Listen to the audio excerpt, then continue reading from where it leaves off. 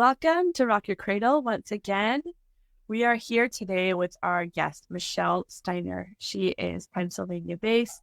She is coming to us today as an educator for people who care for individuals with disabilities. She specializes in that. She's a paraeducator. She also does writing and photography, and it's all collaborated on her website if you want to take a look. Thank you, Michelle, for joining us today.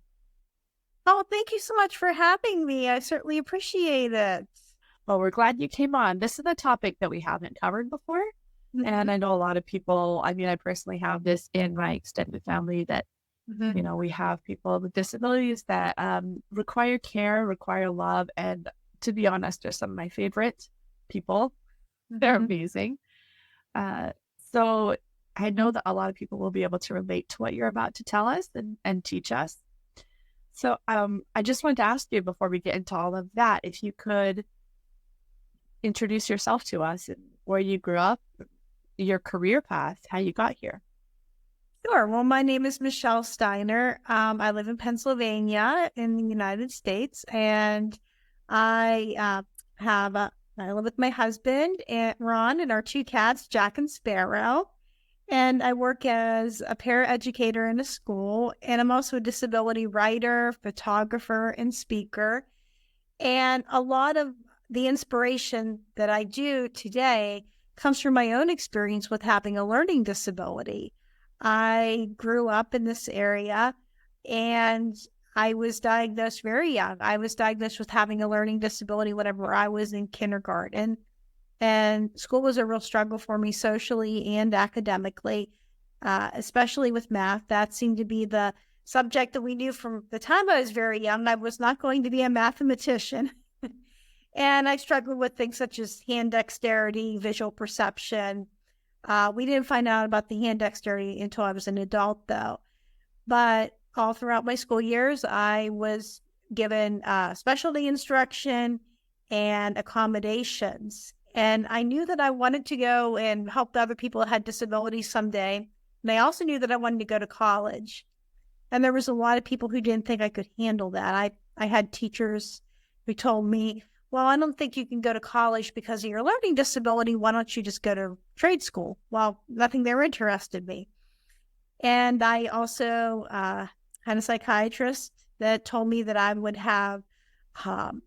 not most likely go beyond community college. And I was told I'd have limited job choices, but I was able to go on and get my 4-year degree. It took me a little bit longer. I graduated from community college and took a little bit of time off, but eventually it led me back to going to university and finding the right program and using the accommodations. And after I was done with college, I thought, okay, I definitely want to go out and help people. And it took a while to find the right job with working with students. And I also started to be able to use some of the things I was good at with writing. I can remember writing was always really healing for me. That was the first thing they found out I was good at. And my dad found a story of that I did when I was younger about a dinosaur. He said, oh, this is really good. And that just encouraged me to write even more. And I had a friend in a writing group that really encouraged me to share my story about having a learning disability. And I thought, oh no, that's too personal. But when I finally took her advice years later, and I had that first article published on the Mighty about my struggle with opening up doors with limited hand dexterity, that was one of the most healing things I've ever done. And that gave me more encouragement to write more articles and to start Michelle's Mission.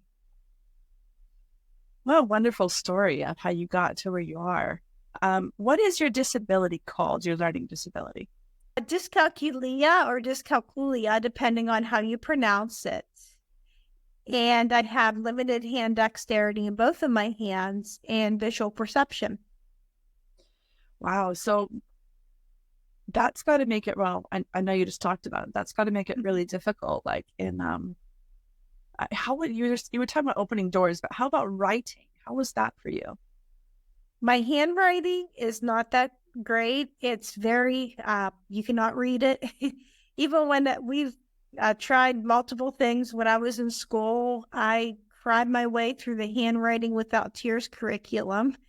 And from the time I was very young, it was pretty known that I wasn't going to have great penmanship. I can still remember in second grade a teacher putting on my report card a W indicating weakness. And we all knew that I wasn't great at handwriting, but the school had thought, oh, you're just not trying. And I've had people that would judge my handwriting. I've had ones that have said that, oh, you must have a messy room at home, which I did, but that wasn't because of my handwriting. And I also remember I had a peer that told me, well, if you want to be a writer, you're going to have neat handwriting.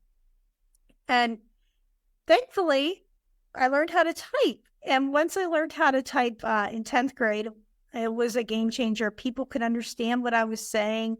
I have yet to have an editor or anybody else that wants a handwritten submission. I hope I never do, because they won't be able to read it. I do sketch out some ideas in my books, but anything that I do submit or I put out there, I do make sure that it's typed. And it's just funny with that. And now we teach students when they're a lot younger how to write. Yeah, Yeah. that's a really funny comment that they said you'll have to know how to write. And it's like, no one does that now. Yeah, no one does that now. Oh. So did that affect your self-confidence growing up? Definitely, because everybody was judging it as a character flaw. That, oh, you have messy handwriting. You must be a messy person. You must, that was putting a label on me. And especially when I got older, and I had someone that said that I had the handwriting of a serial killer. And it's when you're saying those things, that's judging it where the reason I can't do this is because of a disability, not a judge on my character. But when you start making the disability into a character flaw, then that really does affect a lot of how you view yourself. How did you extrapolate that from being a character flaw so that you didn't view your disability as part of who you were as a person? That was really hard for me, because I can remember thinking if I just got rid of the disability, then my life would be perfect and I wouldn't have this character flaw. But what really helped me was when I went back to school and I got my bachelor's degree.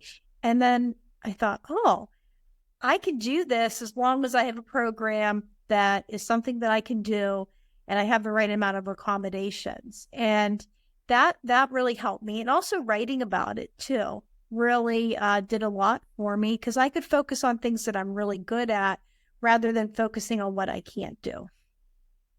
Yeah, I think that's important to recognize your strengths and lean into those and not go toward your weaknesses and kind of beat yourself up about that. I know a lot of people tend to do that. Right. Yeah, definitely. Yeah, and it's not good. It's not. So you got your bachelor's degree, and how did you get into paraeducation? I knew that I always wanted to work in a school and work with children, but I knew that being a certified teacher was not going to be the wise choice for me with taking the teaching certification tests. I'm not a great test taker, but when I'm able to still work in a school, make it feel like I'm making a difference, being able to work with students, support them academically, and also just socially as well, with a lot of skills with advocacy. And that still gives me that experience, but it's not being the certified teacher. Brilliant. So you found you analyzed your own strengths, you analyzed what you were good at, and you also recognized some, probably I would say, systemic limitations because of the tests, and then slipped into what worked for you. Exactly, because a lot of the tests you have to at least have a certain score, and I knew that was going to be really hard for me, and I didn't want to frustrate myself any further. And it was also part two, because a lot of people would tell me, oh, if Michelle just got her act together, she could become a certified elementary school teacher. And I thought to myself, if I was going to get into this, it would really, I would really feel defeated because I knew that I couldn't do that. And I had to assess my own strengths and realize too that I live in a world and a system that's not meant for someone that has a disability. So I had to make a lot of wise decisions before I went and spent a lot of federal money that our government does give to people that have disabilities, and also my own money, just with other things too. I just didn't want to be wasting that. And I was able to graduate debt free because I made a lot of smart decisions with my education. It sounds like you're a lot of steps ahead of a lot of people with that. So, you became a paraeducator, and are you working in elementary school or in secondary school? I am working in a middle school currently, this year with sixth graders. So it's really amazing to hear them at that age because a lot of times it's like a recording of myself. I hate my learning disability. I wish I didn't have it. And I get to be that voice that tells them it's not a bad thing to have a disability. And it just means that your brain is wired differently. You know, sometimes when people say disability, it may be a disability in that setting, but in other settings, it's not. It's actually a power. Oh, yeah, definitely. If I am in a setting where I have things that I enjoy doing, speaking or reading or doing other things, or sometimes just dealing with people, it's not, I don't have a lot of a disability. It becomes a disability when I go into the community and I'm not able to use an escalator and it's hard to find the elevator. Or, I mean, I am lucky that I can use stairs. It can be a disability whenever I'm in a math class and I am not able to understand the concepts of what they're doing. It can be a disability if I'm not able to drive because of my visual perception. And I'm very lucky to have somebody who, my husband's able to take me to work in the morning, and I have a wonderful coworker that takes me home in the evening, and I live in a location where I'm able to walk places, even though we have a pretty small town, but it becomes a disability if I don't have a way to get somewhere. Yeah. Oh, that makes sense. Just what is set up around you, the culture that you're in and everything like that. And here in the UK, there's buses everywhere. So it would be an entirely different setup. True. So you're working with the sixth graders, which is a lovely age to work with. I highly recommend that age for so many different reasons. And then what kind of students, what kind of disabilities do the students have? And this is my opinion, and I could be very wrong on this, but most of the people I know who have disabilities are really awesome people, really kind and really awesome. Now, I know everybody has their moods, whether or not they have a disability. However, it seems like there's a special kindness around most of them that I know. Most of those people have disabilities, and I wondered if you could tell us a little bit about their disabilities and then a little bit about their personalities and how you have met them, because I know a lot of our audience will have someone in their life and they have in their family or their friends and they can relate to this. Right. A lot of the students I work with have learning disabilities because I'm in learning support, but we also have students that have autism.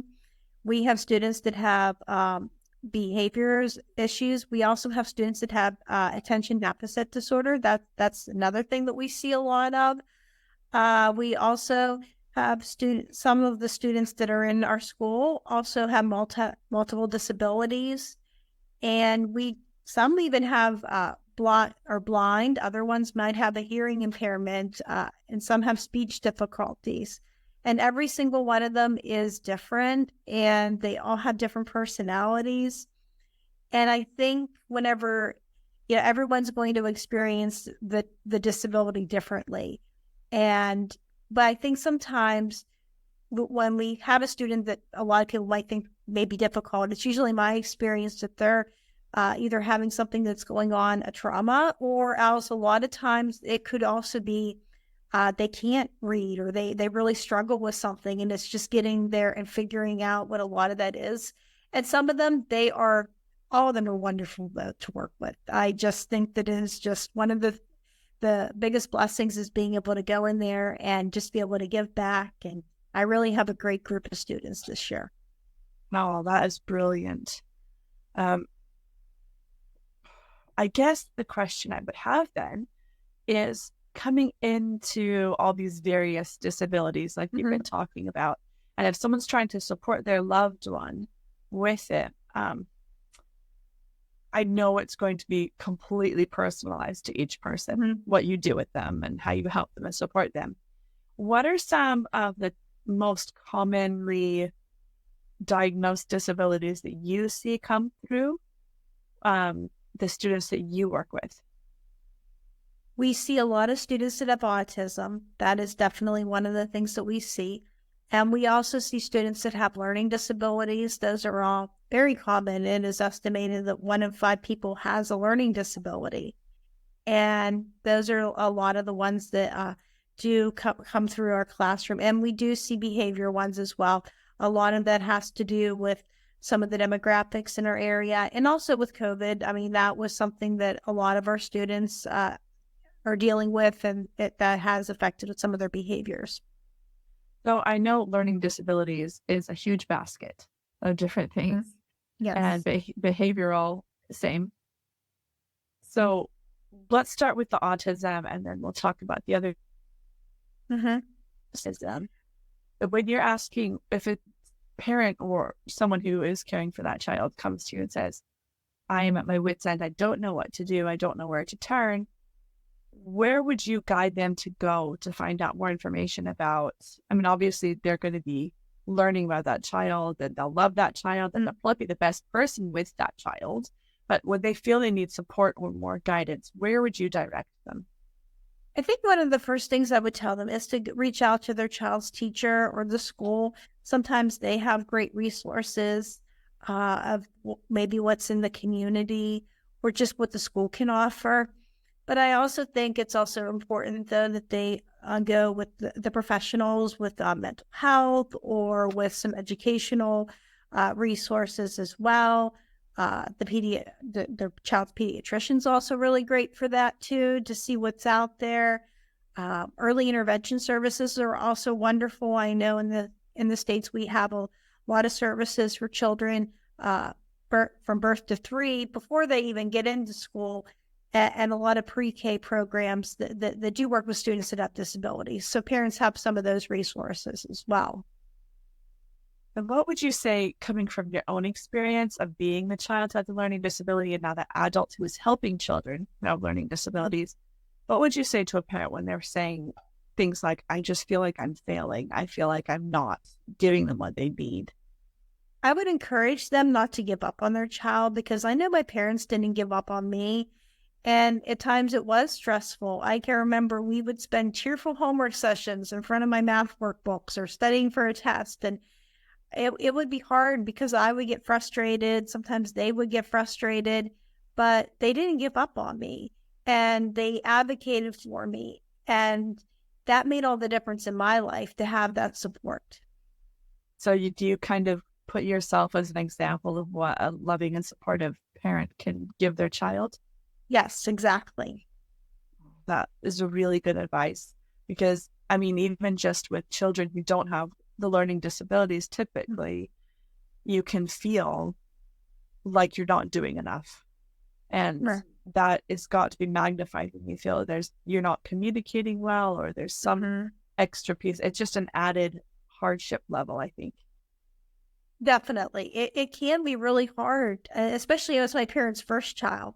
So I think that was really, they didn't have a lot to base development on. And then when my brother came along, they were all looking like, oh, what is he doing at that age? And that was something too. But I think sometimes a lot of my parents also sometimes didn't receive judgment for how they're with having a child with a disability. I can remember with grades, my parents never really punished me if I didn't do well in a class, or as long as I was trying. That was always the expectation. But I can remember there were people that would say, "Oh, well, shouldn't you punish her because she got a D on her report card or something?" And thankfully, the school really provided the education with my parents to say, "No, we don't punish. Just really encourage her to try and to do her best." And a lot of people didn't understand that. But it turned out with them not punishing me and being supportive of me and encouraging me, I had really good grades. As long as you didn't put me in math, regular in math, I mean, if I was a learning support math, I did fine. And I even made honor roll whenever I was in school and made dean's list for a semester at college. So having that support really made all the difference. That is amazing that you got your grades that high in spite of you really did work hard. It was a lot of hard work on my end. I could never figure out, how much do I need to just get by? I never knew, and maybe that was a blessing with the math, not knowing how many points that I needed. So I always was working really hard to, like, because I can remember I had to repeat kindergarten, and that was always a fear in the back of my head. Oh, am I going to have to repeat another grade? Because I knew that could happen. And not that was my fault that I had to repeat it. It was really for my benefit to do it. But I just always was trying hard and studying and knowing how to do that. And except for the math and the resource room, by the time I was in high school, everything else was regular ed classes. So a lot of that, it wasn't the advanced courses, but it was a basic level, sometimes academic, I think. And I was doing well within that. That's amazing. Well done. Thank you. So would you also advise for, well, let's break it down a little bit. When you say learning disabilities, can you tell me a few of those that would be good examples?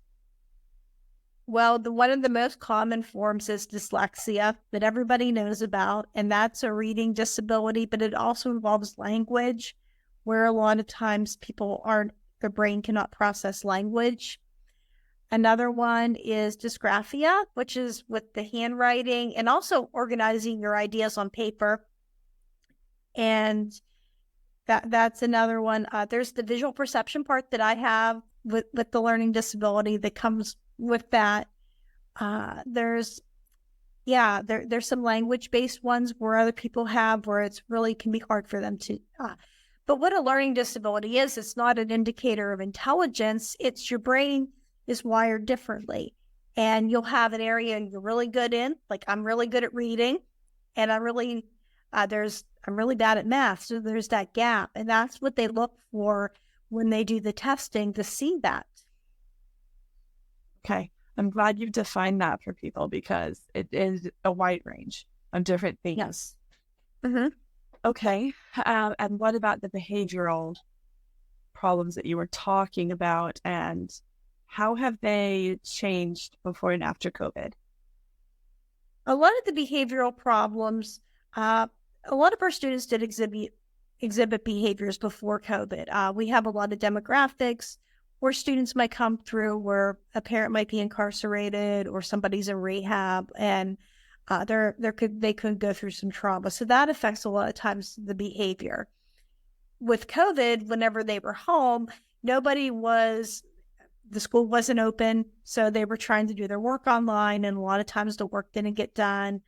There wasn't a lot of the programs that we have now. I mean, we did have some that were outside of school, but the students weren't coming in and getting that consistency with having adults. So that really affected their behavior, and some definitely academically, but also socially as well. A lot of our students didn't have that time for interaction. So things are getting a little bit better. We are getting back into routines, and that has helped. But it was hard for those years. So what are the behavioral issues that you see? What are some of the ones that go into that big basket of different things? You can sometimes see things with ADD. A lot of times, just the paying attention can be hard. We also see students that come in that might have difficult oppositional defiancy disorder. We get ones that come in that just really have a difficult time with getting along with other students. That can be something. We see a lot of anxiety that comes in. That's been a big factor. And depression can be something that can come in as well. And those are just some of the things that we see. So I hear a lot about someone who will say they have depression and anxiety. Could you break those up for us? Because I know that a lot of times people can get those conflated or confused. A lot of times someone that comes in, they can have both. Some of them can, we might see a child that comes in and they want to sleep, or they say that they're really depressed or they're really sad about things that are happening. It could be they're sad because their mom passed away and we're able to talk about that, or they're sad that somebody went to rehab, or somebody's in jail in their family. So we see a lot of that. And then sometimes they can be anxious. They can be anxious because they were in a situation where they were unsafe with another adult, or just generally, perfection's a big thing. I get a lot of students that everything has to be perfect. And we can see OCD on a lot of that as well with a lot of our students. So there's that depression where they're just sad and not wanting to do a lot, but they can also be very anxious about school, be very anxious about learning, and just life in general. So that anxiety is more of a worry about what might happen instead of a hurt over what has happened.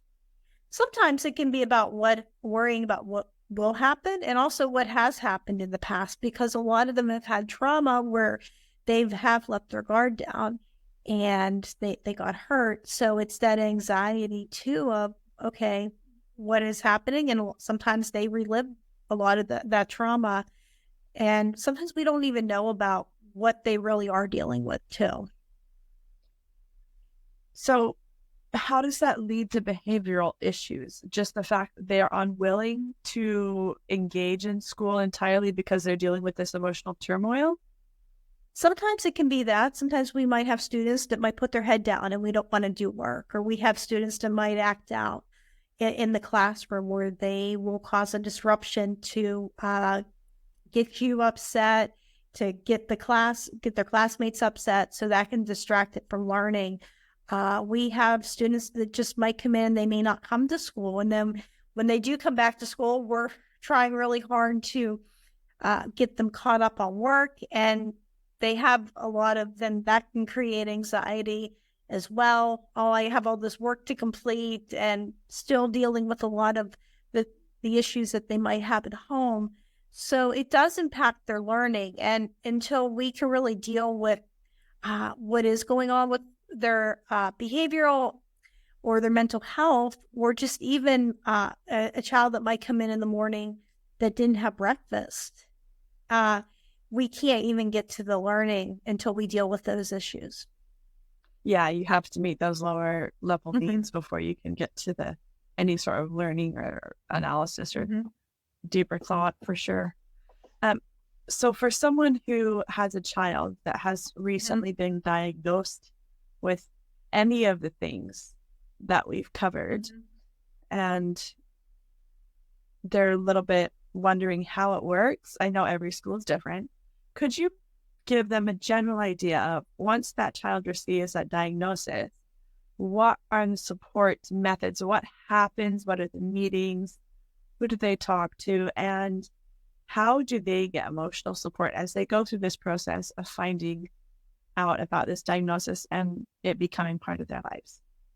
Right. One of the things that we try to do is sometimes a teacher will notice that we might have a student that is struggling, and we might refer them.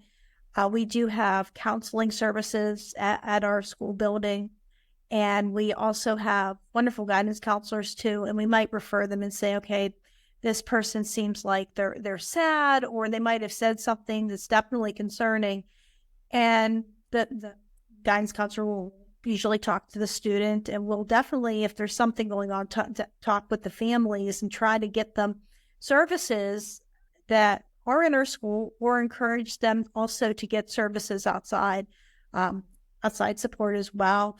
A lot of agencies that do counseling and can do resources in the community is another great way to be able to get a lot of that support. And do they get to meet you and meet the people who will be helping their children in school? They don't get a chance. Paraprofessionals generally do not meet a lot with families, but they can meet with their child's teacher. They're able to meet with counselors. They're able to meet with other administrators at the school. Okay. Yeah, I'm a certified teacher myself. So I, with that, learned how to do the individualized education plans, and obviously had to take courses on working, and had some wonderful experiences working with children who have disabilities.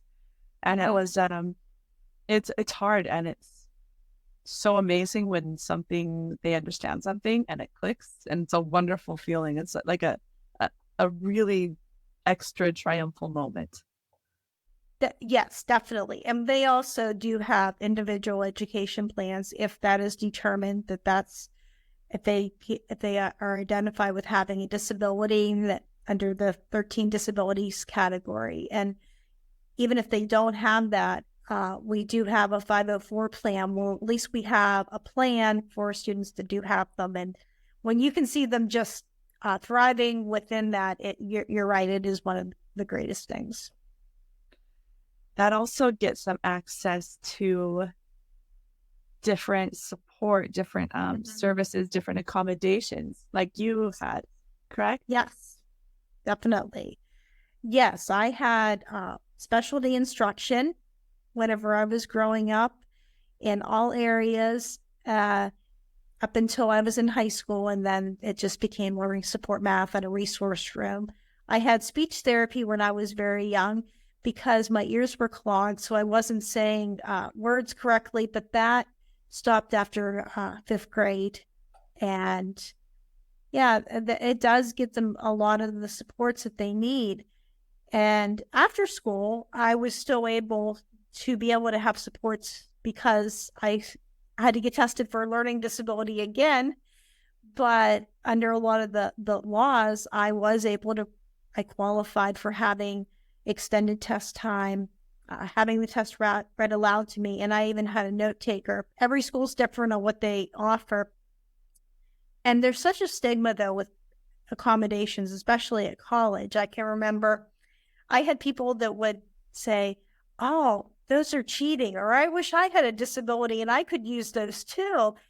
And thankfully, I didn't use them for a while, and my grades really suffered when I didn't use them. But once I started using them, I was amazed a lot of my grades improved. I think people might fail to understand the accommodations are to help. If you think about it, what you're saying, your brain's wired differently, and they are simply there to help you demonstrate what you actually can do and what you know, right? And to be able to translate that knowledge to work within the system that has been set up through university. It's not that it's a simple treatment. Yes. I'm just glad. I'm really proud of you that you did that. I know I don't have no place to say that. Gosh. It's impressive. Thank you. You're welcome. So, is there anything else you'd like to share with parents or people who care for these children? I would recommend for parents or anybody that cares for their children that has a disability is to also look for their strengths, because all of them have something that they're good at. And I think when you find that thing that they're good at and they enjoy doing, if you can encourage that and nurture that, that is so much more empowering than focusing on what the person's going to struggle with. Also more empowering for the child too. I mean, that's probably what you meant, but to always be pointing out someone's weakness, and that would make it harder for anybody Right. Yeah, definitely. Because you think, oh, I must not have anything good to bring when everybody really does. Exactly. Um, and then I've worked with people of varying levels of Mhm. disability, some people with extreme disability, and some Mhm. people with mild Yeah. disabilities. And I must say, I've counted every minute of those times a blessing, to be honest. And this is Mhm. not to say that parents should never feel discouraged. That's perfectly Right. normal. Mhm.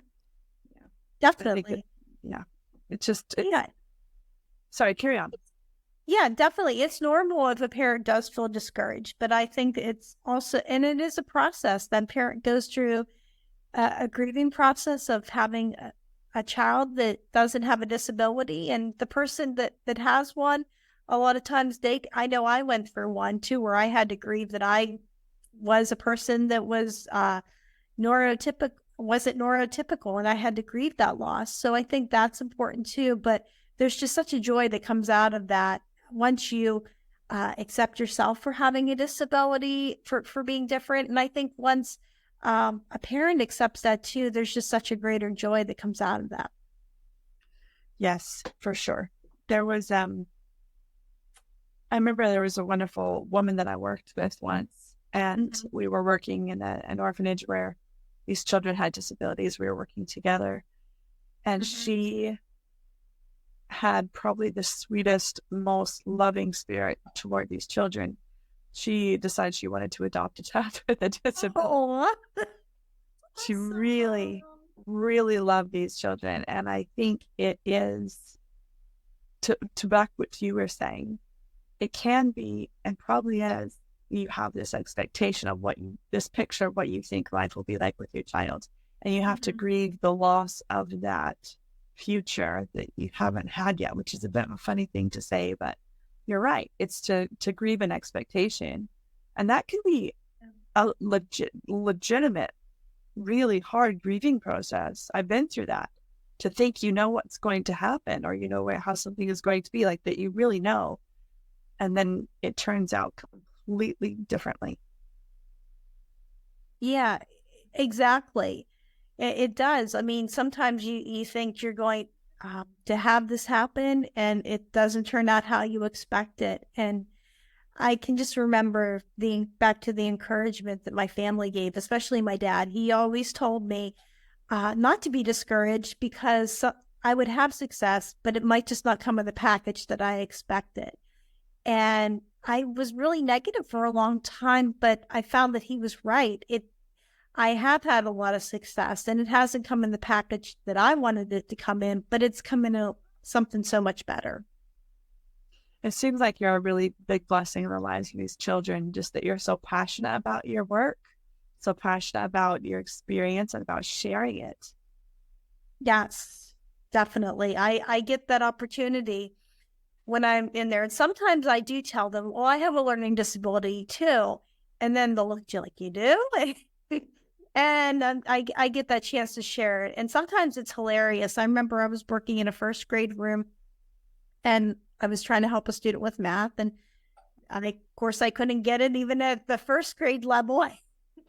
And the little girl couldn't understand why. And she goes, why can't you get this? And I said, well, I'm just not that great with math. And she goes, there's grown up school for that. And I've had other students that I have asked me, well, why can't you do it? And I'll tell them, well, I'm just not that great at it. And I had a student that said, well, that's me too. And that was really a chance to connect with one. And I also, all the kids know, or they're starting to realize this year, I cannot help them with math. And I make sure that they understand that. And sometimes I explain it's because of the disability. And sometimes I just say, well, I'm not that great at it. But I think that's humbling. But I think it also shows that adults are not perfect. Everybody has something that they're good at, and everybody has something that they struggle with as well. Yep. And it's just different levels and different stages and different abilities. Yes, exactly. And there's no stigma in that. That's just how people are. Yep, exactly. All right. Well, Is there anything else you'd want to say before we finish? I would just love to encourage people with and without disabilities to know what they want and to be able to find a way to do it. I love that. That is a great way to end with it, because for people supporting the children with disabilities or family members with disabilities, and then for the people themselves, yes, find what you're good at. Of course, accentuate that and decide what you want to do. And you can have a life that makes you happy and makes your loved one happy. And it has meaning and purpose. Yeah, exactly. I see you nodding along there. Yeah. All right. Thank you, Michelle, once again. I wish you the best of luck in your work, and I think your students are really lucky to have you. I'm glad you're doing what you're doing. Thank you. Thank you.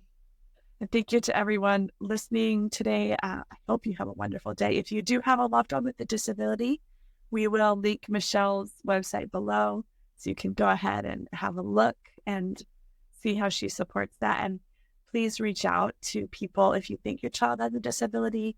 You can look for a diagnosis and get that accommodation and support that will make their journey through school that much easier, and their journey through life, because people will understand that they have other ways of thinking and they can start to get some help to make their brain be able to connect with the world that has been constructed around them, which is really what we're trying to do here. All right. Thanks, everyone. Talk to you later.